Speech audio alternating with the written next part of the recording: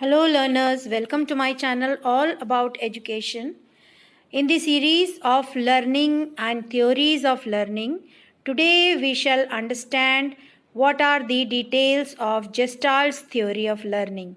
आज हम जानेंगे कि जेस्टाल्ट या गेस्टाल्ट भी कह सकते हैं, इन्होंने अधिगम के सिद्धांत के बारे में क्या कहा है, उनके सिद्धांत की क्या विशेषताएं हैं। तो गेस्टाल्ट, अगर हम पहले बात करें कि गेस्टाल्ट का मतलब क्या होता है और फिर उसके आधार पर किसने ये बात कही एंड वो क्या बात थी जो कही गई, ऐसे हम लोग मेन की पॉइंट्स एंड की स्टेटमेंट्स जानने की कोशिश करेंगे। तो आइए समझते हैं कि गेस्टाल्ट्स थ्योरी ऑफ लर्निंग क्या है और उसी में हम लोग लॉज के बारे में, जो गेस्टाल्ट के लॉज होते हैं उनके बारे में जानेंगे। तो सबसे पहले ये जान लेते हैं कि ये थियोरी किसने दी थी।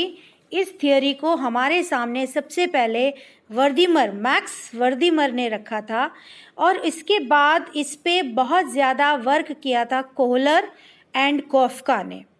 Learners, I will take up the Kohler's theory as well as Koffka theory. मैं आपके साथ कोहलर्स और कोफ्का थ्योरी दोनों ही डिस्कस करूँगी और वीडियो अपलोड करूँगी, लेकिन अभी हम gestalt theory of learning which was given by max वर्दीमर, उसके बारे में बात करेंगे।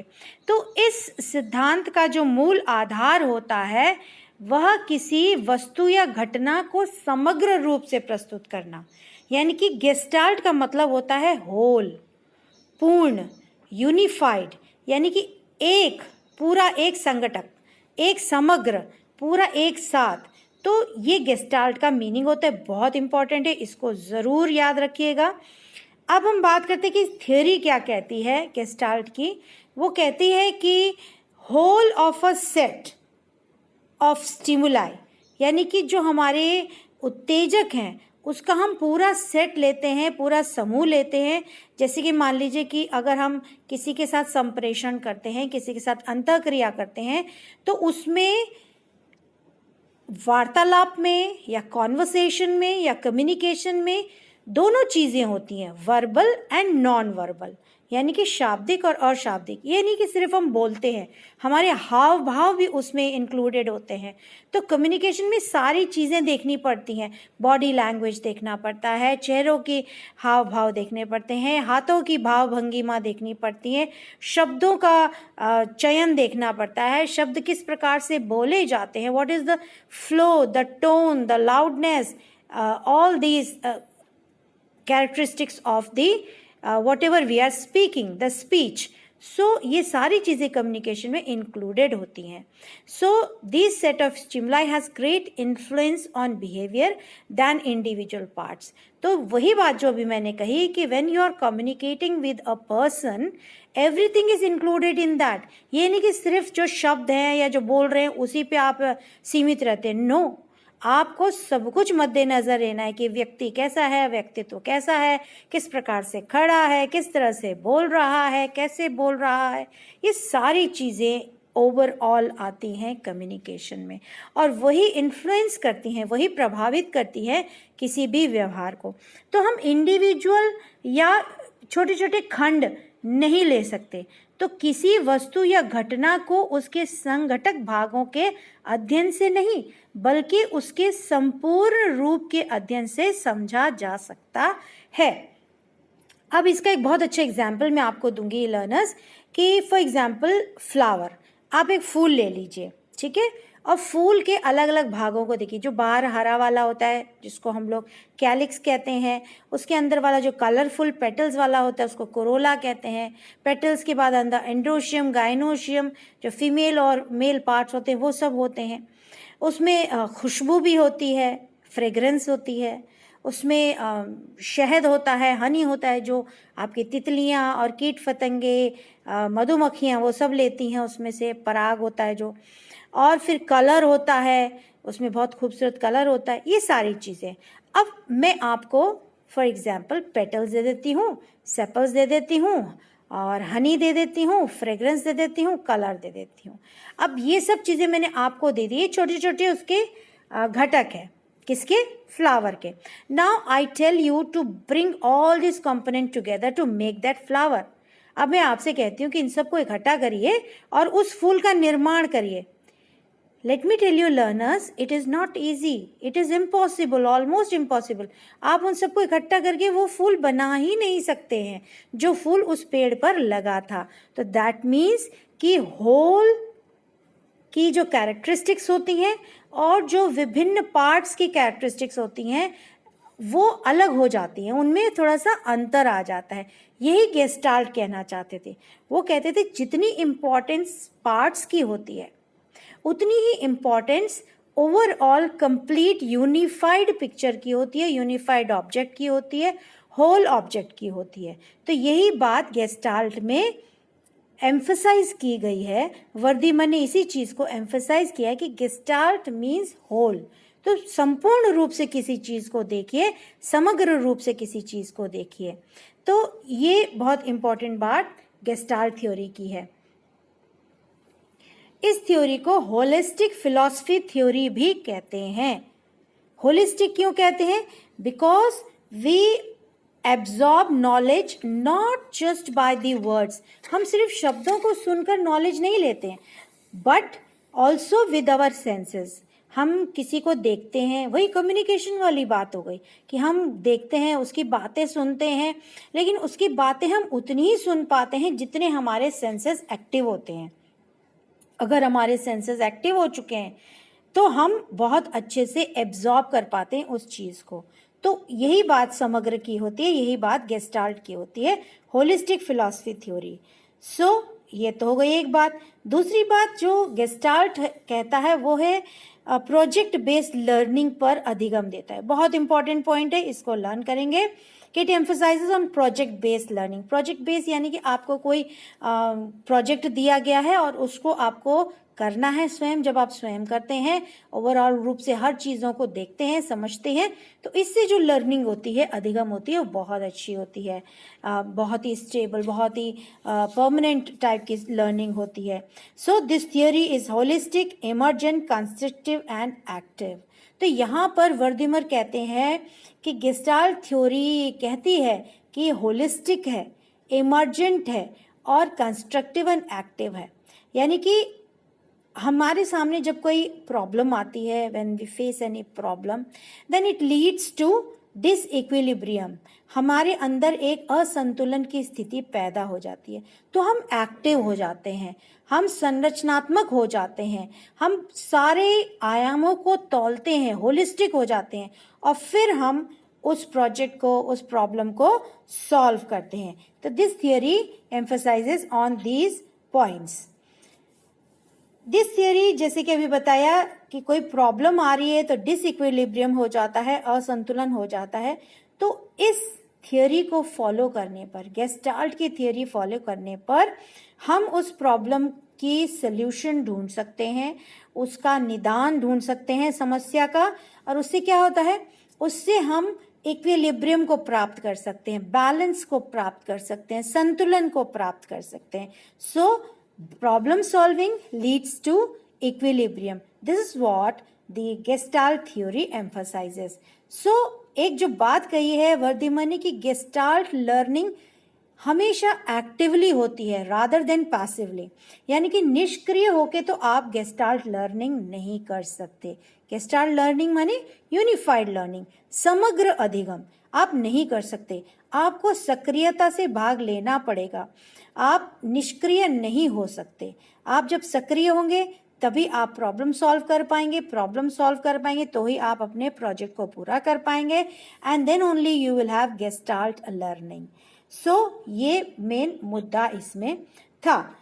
अब बात करते हैं कि गेस्टाल्ट लर्निंग से कौन सी स्किल्स, कौन से कौशल डेवलप होते हैं।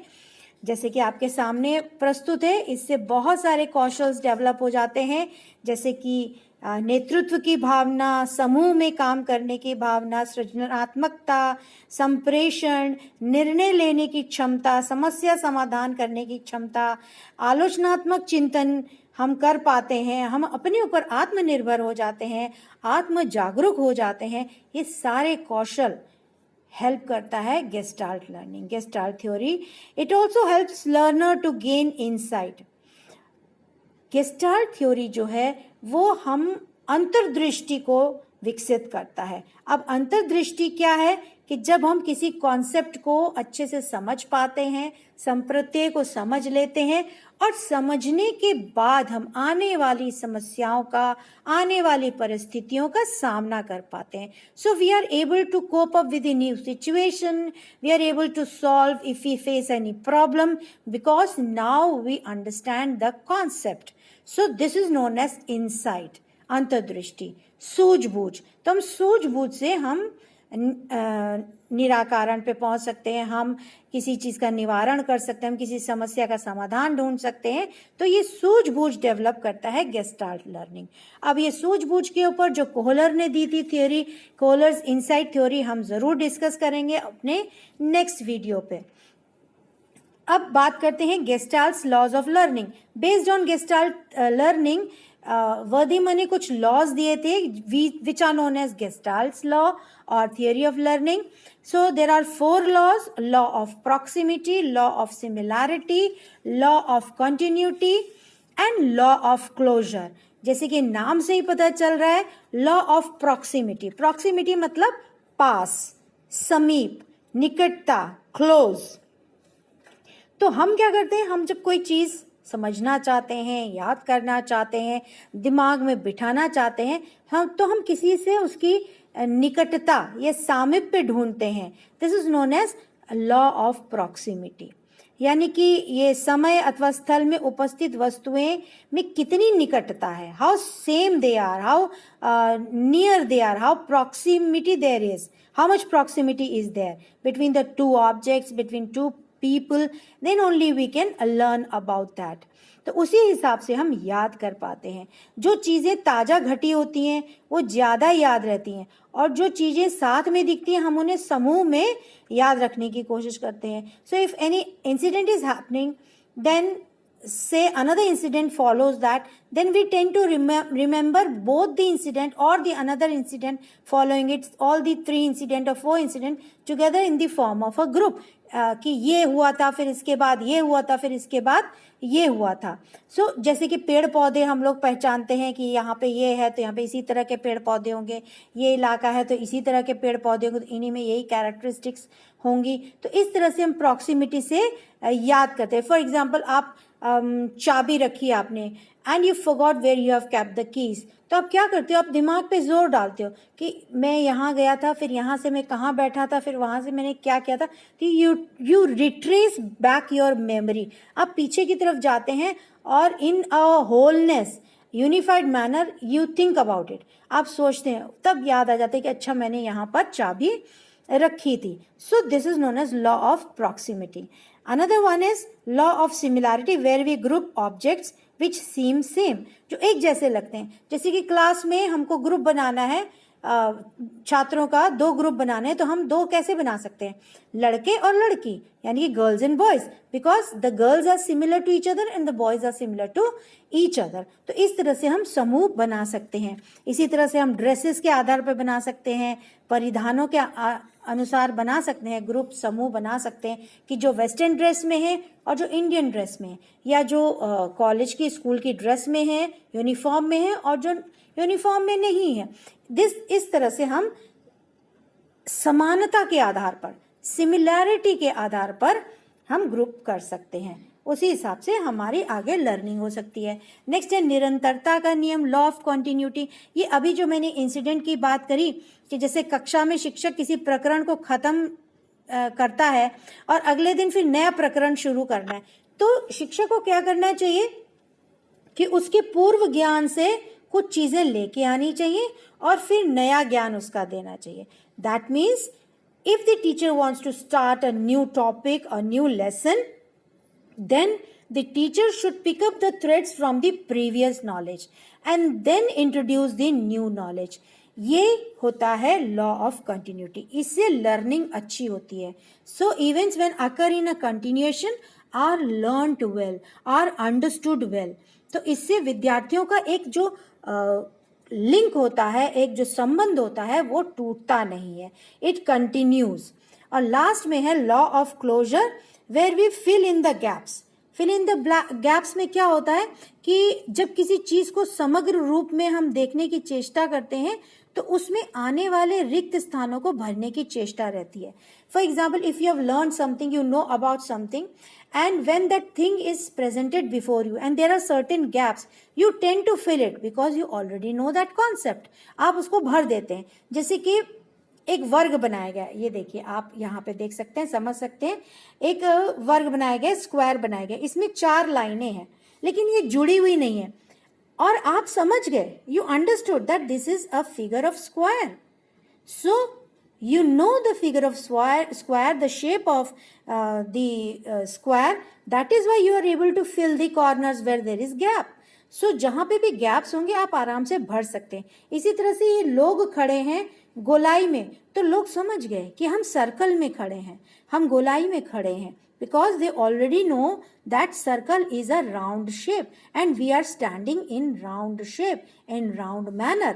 तो इस तरह से इसको कहते हैं law of closure.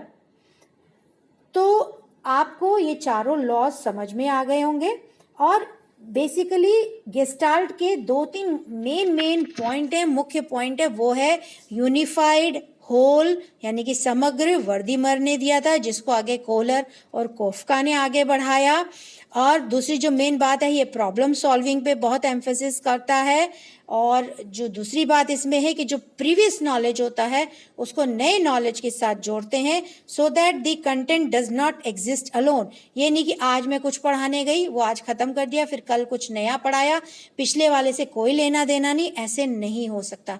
You can not leave the content alone. There should be certain relationship, there should be continuity, there should be cohesiveness, there should be a flow and fluency, so that we can get a unified information. एक समग्र रूप से हमें जानकारी मिले, ज्ञान मिले. So I hope you must have understood what is Gestalt theory, which was given by Wertheimer, and in the next episode I'll be discussing about Kohler's insight theory. If you like my video, please punch in the like button. Here is the concise form in front of you. You can go through it.